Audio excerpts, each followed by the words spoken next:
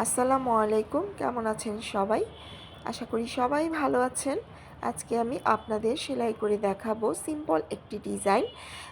Dial stitch দিয়ে আমি ডিজাইনটা কমপ্লিট করে দেখাবো।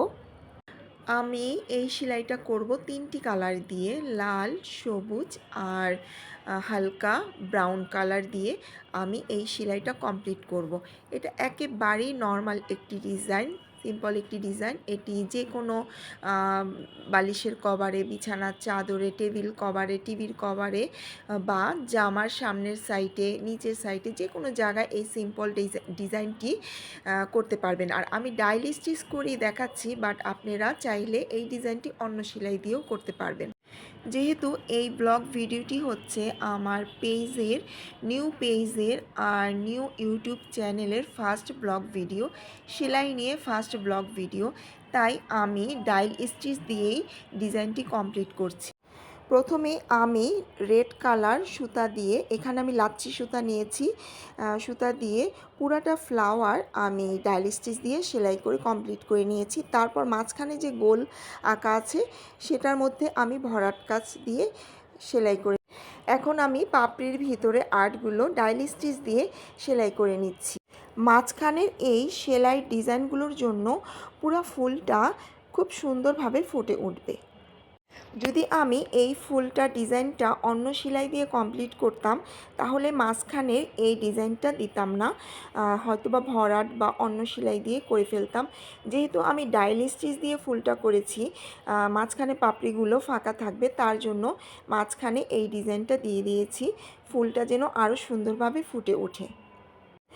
আমার পুরা ফুল সেলাই করা কমপ্লিট হয়ে গিয়েছে। এখন আমি পাতা সেলাই করব। পাতাটা আমি সেলাই করব গ্রিন কালার সুতা দিয়ে। এটাও আমি লাচ্ছি সুতা দিয়ে সেলাই করে নিয়েছি। আপনারা চাইলে অন্য সুতা দিয়েও সেলাই করতে পারবেন, এটা যার যার পছন্দ।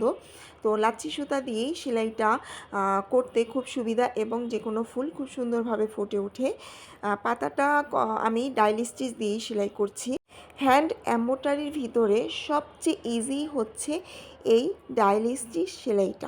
আমি চেষ্টা করব ভিডিওর মাধ্যমে সব ধরনের সেলাইয়ের ব্লগ ভিডিও দেওয়ার, যেন আপনারা খুব সহজেই সেলাই শিখতে পারেন আমার ভিডিওর মাধ্যমে।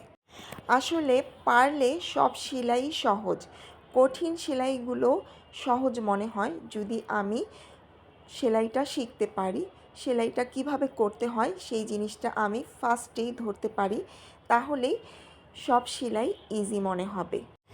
আমি পাতাগুলো সব কমপ্লিট করে নিয়েছি। এখন আমি ডিজাইনের ভিতরে যে লতার ডিজাইনগুলো আছে সেই ডিজাইনটা সেলাই করে নিচ্ছি।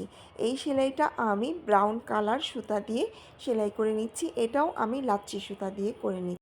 যে কোনো ডিজাইনের মধ্যে এই লতার ডিজাইনগুলো দিলে ডিজাইনটা আরও সুন্দরভাবে ফুটে ওঠে। আশা করি আমার এই ভিডিওটি আপনাদের কাছে ভালো লেগেছে, আপনারা একটু হলেও শিখতে পেরেছেন ডায়াল স্টিচ সেলাইটা। তো আজকে এখানে ভিডিওটি শেষ করছি, আবার চলে আসব নতুন অন্য কোনো সেলাইয়ের ব্লগ ভিডিও নিয়ে। সেই পর্যন্ত সবাই ভালো থাকবেন, সুস্থ থাকবেন, আমার জন্য সবাই দোয়া করবেন। আর আমার ভিডিওটি যদি ভালো লেগে থাকে লাইক, কমেন্ট, শেয়ার করবেন। আল্লাহ হাফেজ।